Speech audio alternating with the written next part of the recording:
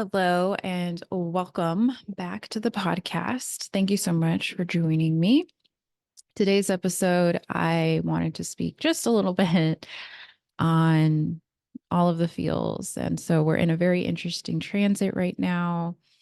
I'm still kind of hanging out with Chiron a little bit. So it's really bringing out a lot of those emotions and things like that. And so for me, I had a pretty vulnerable conversation with a friend. I won't get into the details because the details aren't really important. What is important is the fact that she mentioned this is an initiation that I'm currently going through. And sometimes we forget that when life gets really hard and difficult and it presents all of these challenges, and even at times it could feel like things are hitting the fan, that is how we are given our initiation into the next step. So my husband and I are planning our move to Sedona, which I mentioned in the last podcast. And since then, the Jeep has been having multiple problems. It went from a $1,200 job to who knows how much it's going to be now. Big issue with the brake system. It's more of a safety issue rather than anything in that way. You can't, I mean, the car can't be functioning if there's no brakes, right? It's more important that the brakes work than it is for the accelerator to work, you know? And so that has kind of been an issue that has popped up. Along with that, I'm kind of going through my own things. I recently discovered that my neck does not like to be manipulated by a chiropractor because I am currently focusing on healing my vagus nerve. And for those that don't know, your vagus nerve starts up at the base of your skull here. There's like a little dip in your skull, kind of like where it, right below where it rests onto the spine. And the vagus nerve literally runs down through the throat, into the lungs, down through your intestines. It's this huge, long, and it's not just one nerve, it's multiple nerves that kind of branch off. So when people say vagus nerve, that's incorrect. It's actually vagus nerves with an S. And so, anyways, I'm discovering that can't happen. So I'm in a ton of pain on the right side. I have sinus pressure happening up here. I mean, the nerve really controls a lot of different aspects of our functioning. And it also includes in the breathing, obviously, because it does run through our lungs. So with all of that being said, I'm in a lot of pain today. Thankfully, I'm going to go get a massage after this recording. And so bringing that up, the pain has come back. There's a pain that I dealt with. I thought that I completely healed and got rid of, but it's a different pain. So the pain that I healed was an ancestral, demonic, dark pain. How you can tell the difference is because whenever you get any type of the back of the neck, anything like that, back of the head, back of the neck pain, and it's chronic, it won't leave, and it doesn't matter what you do. And the x-rays say that you're fine, right? The MRI scans say that you're fine. It's literally an energetic leech of some kind of demonic, not benevolent figure. And it could be, the way I'm describing it, it can be scary, but that's the reality of it. Because literally, and we'll use the devil, even though I don't really believe in the devil necessarily, but when that foot is pressed down on you, right? And the Bible talks about this actually, right? Being under the foot of the devil, I think is what they say, or something in that. I can't remember where it is listed, but that's literally what's happening on an energetic level. It's not actually happening in the physical life, meaning like there's not a guy or something actually standing on you. But in the energetic realm, there is something literally crushing on an energetic level. And so that's got to get out of there. So that pain is gone. That has left me. Now I'm looking at this on a true mechanical level, but also I was able to see, thankful to my friend who helped me to see this, that it's also energetic related to a mother wound. When I was a girl, I probably started getting manipulated by the chiropractor around, I want to say 14. I've always had these back problems, right? And now I know it was because of the energetic work that needed to be done. And the energetic energy or and the energy that came through is back when I was that young, having to get manipulations. The first thing my mom said to me before I even experienced a chiropractor was make sure you relax your neck because if you tense up, he can break your neck and kill you. And so every single time I go to a chiropractor since then, so 20 years later, that image, that thought goes through my mind. And that's a trauma that I'm not addressing. It's a little t trauma, but it's still a trauma. And it just kind of makes me wonder, like, where else do I have these things? And so that's part of the initiation, like really kind of going in deeper. What's the next level? We got rid of the really big thing, but what about all of the little things? Those little things that are taking away the energy, those little things that we're not in alignment with. Even though we think that we are, there's still stains on the white veil. So, how can we start addressing those, not just being aware, but addressing those, taking action to release those things? And so, yes, so this is a really big initiation for my husband and I.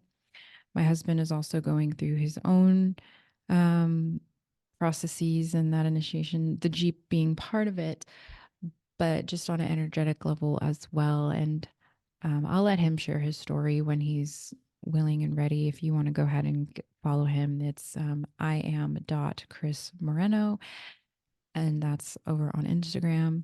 And for those of you that maybe you want to also follow along my story as well on Instagram, it's at I am Amber Moreno across all platforms. So coming back to the move, my cats are going crazy today. Like you can't see them. I no longer have a couch behind me. It's sold, thank God. I've been wanting to sell my couches. I really liked that couch though. But they're chewing up Amazon boxes currently. You probably can't hear them. I'm going to try my best to edit out the sound and things like that. But just letting you know, like the energy of the moon has really kind of just creating this kind of chaoticness. My older cat this morning got into a scuffle with one of the neighborhood cats. So she likes to kind of come around every now and then.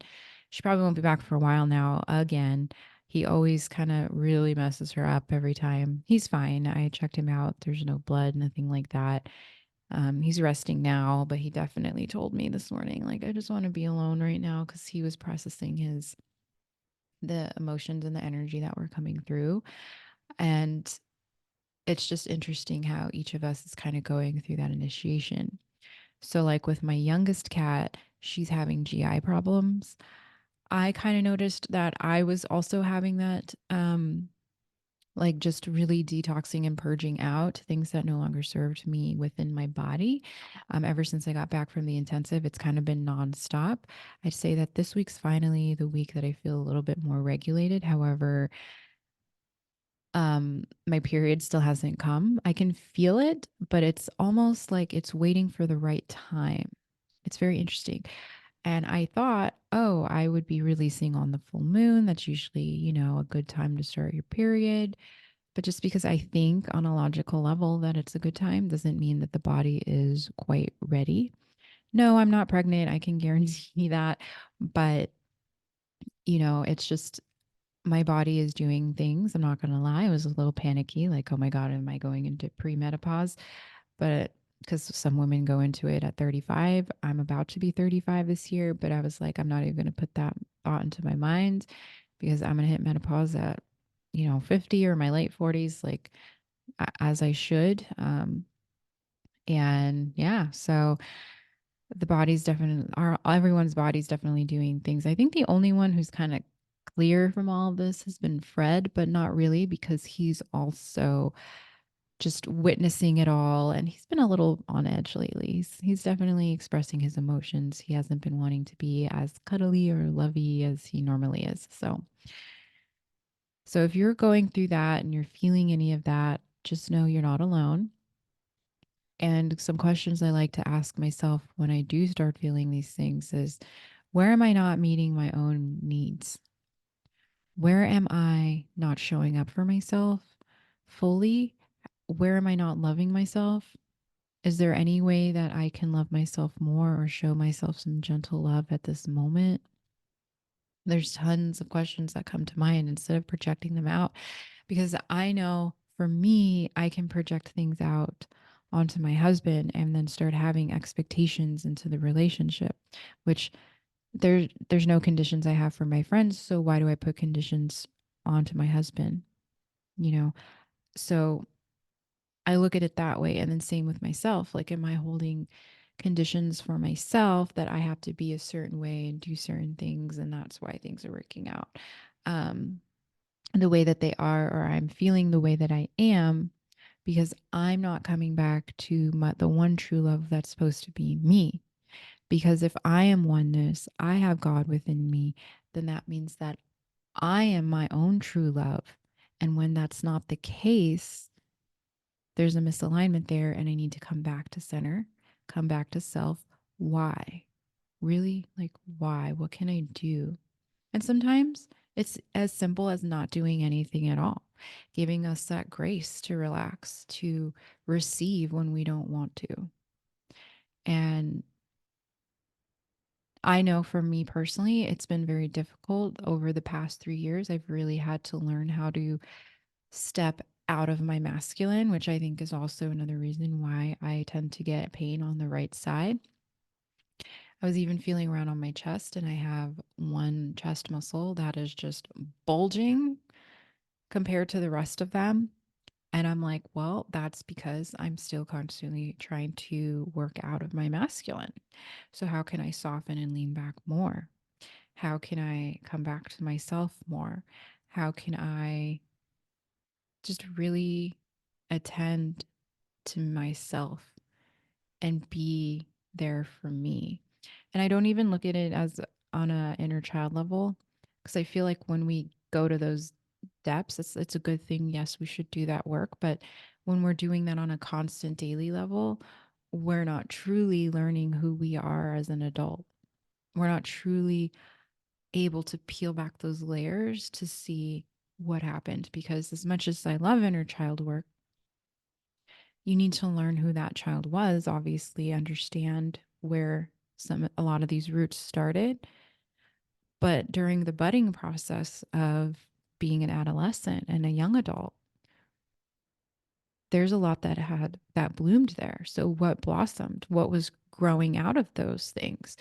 Like, yes, we can, like I said, start at the root, but if we're not looking at the buds and understanding the plant on that aspect, there's no way we're going to know what's going on in the roots under the ground without uprooting everything. And sometimes that's what we have to do, but you don't always necessarily need to do that surgery at that time. And those of you that work with plants know what I'm talking about. This brought up a good rem- memory that I have of I had this one alocasia plant. I no longer have it. The parasites killed it. But at the time, it had I forgot. Threps, I think is not threps. It had threps also. That's ultimately what killed it. But it had these other little bugs that eat the tubers underneath the soil. And I was, I pulled it out because it was suffering so bad. Like the foliage just wasn't doing well. Like it was turning yellow and all of these colors that weren't healthy, and it wasn't growing. And so immediately I thought, oh, I'm stressing the plant out. I need to repot it. This was before when I was first learning about how to take care of houseplants a few years ago. And so I pulled out the plant from the pot, and there was just all of these bugs in there. And of course, I freaked out. They looked like little like centipede things. They weren't centipedes, so I don't know what they were. What they were, I can't remember. But anyway, I put the plant back down, and I immediately like, okay, what do I need to do? Right. So I go find the research. Like, okay, let me Google this. Let me ask some people. And one thing was like, well, you got to get rid of the bugs. So I had to go take the plant. I lived in an apartment at the time, so I went downstairs, hosed it off. I don't even know how or why we had a hose, but we did. And I literally hosed out all of the dirt out of the plant, out of the tubers, in the roots. And I got the roots really nice and clean. And then I repotted the plant. It took the plant a little bit of time to recuperate, but that problem was gone. Okay. And then it was later on that it ended up getting thrips really bad. I had a thrips infestation at this place I was at. I think it was just the building because we ended up getting bed bugs from that building too. I had to throw so many things out. But my point being, though, is when we look at the foliage of what has blossomed and bloomed in our lives, that is the harvest of which we also reap. So that's why I'm saying understanding ourselves as an adult. Okay, that's one layer.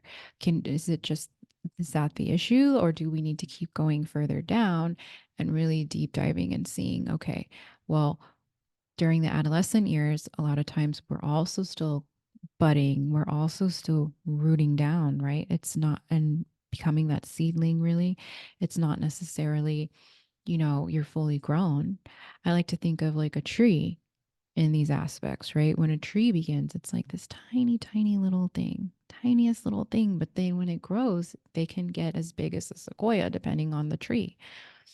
But then the roots go so deep too. Like, I don't think we realize like how deep tree roots go.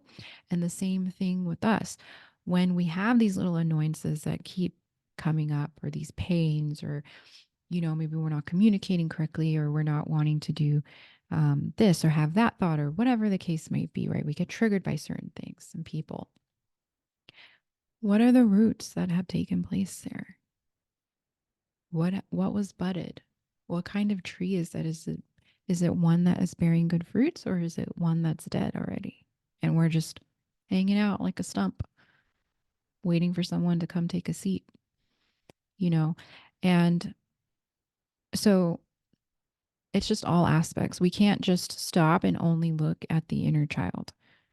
We have to continue to keep going. And again, that's the root. So we can address the roots, but there's still opportunity, like my alopecia, to die because there's other issues that we didn't address on the foliage side. And that just came through. So I hope that whoever's listening, that kind of resonates a little bit. But I know for me, that's really kind of been my journey the past few years, is really understanding who Amber is as a 30 something year old woman. I remember in my 20s, before I was even open and changed and out of the societal expectation, right? Out of the matrix, if you will. I remember telling myself when I was very much in it, 30s are going to be my prime. And I knew, but I didn't know what was going to happen. And so much work has been done just in these past 4 years. So I'm going to be 35, 2 months actually. It's kind of crazy. So past 5 years, so much has been worked on and changed. And now I can go, okay, 30s is going great and it's going to keep going great. 40s is going to be even better. And if I have to tell myself this, and I have to know it, because the deeper I go in my work, the better I become for myself. And when I become a better version for me, I can then be a better version for my husband. I can be more patient and understanding and hold that space for him. Same when I decide to have children, right? I have worked on myself to a point where I'm able to hold space and things. And even when they do trigger me, because I know that they will, right? We relive our past traumas through our kids sometimes. And again, it's just constantly being aware of, okay, it's not the child's fault. This needed to happen because I need to be aware of something else that I need to work on. And when I look back, even at my own childhood, I can see where my sister and I triggered my mother. And that's why we got the response that we got from her. But she was so emotionally immature because she did not receive the proper nurturing from her mom, and the lineage goes down, right? That's why she was the way that she was. And I forgive her for that. But at the same time, it's dealing with the pain and learning to get rid of that and transmuting that and allowing it to feel it. Like earlier, before I decided to record this podcast, I really had to sit in my car. I just dropped my husband off at work because we only have one car at the time right now. And I cried a little bit and I just felt it and I felt the pain. And at the same time, I was like, but it's not for nothing. It's never not for nothing. It's always to learn something. Even if we don't quite understand now why it's happening, or later down the line, even we still don't understand, on a soul level, we're gathering that information to help make ourselves better. And of course, when you don't feel it and you shove it down, this is where now chronic pain and conditions come up on the physical level. All of the sudden, you don't understand why you can't lose any more weight. I lost the first 10 pounds. Now I can't keep going. I had the same problem. And it wasn't until I started truly deeply addressing my traumas, the emotions, allowing them just to transmute through, that it was then that I was able to lose weight. And yes, diet plays a lot into it. I completely radically changed my diet. I went from, as I like to say, dead flesh to living waters being fruits and vegetables, which, by the way, doctors tell us to stay away from. So you have to really discern for yourself, why am I doing this work? Why are these feelings coming up? And just allowing, just really allowing, even if it's anger, not taking the anger out on someone else, but just really just allowing it, breathing into it, seeing what it has to say. Because on a cellular level, we're really letting go of what's not serving us. And those cells are hanging on to those things. The body stores the trauma. There's that book, right? The Body Keeps Score. I haven't read the whole thing. I've read a portion of it.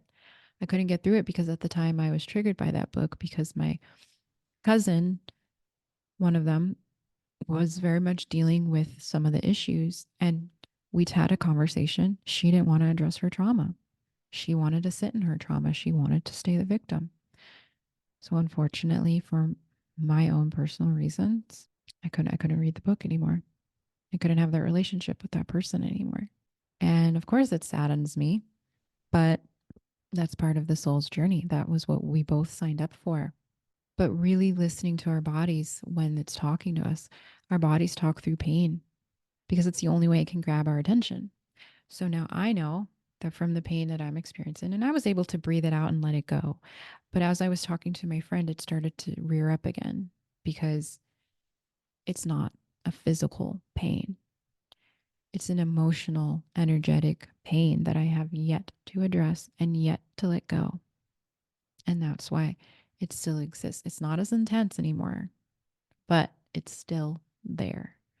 So I really wanted to bring attention to that today. And, hopefully, like I said, this is really resonating with someone that needs to hear it. And just be gentle with yourself. Always be gentle with yourself during these processes. I used to be somebody that likes, and I still try to do this, right? Go balls to the wall. No more of that. That era is over. There are people still trying to hang on to that era. They will be lost.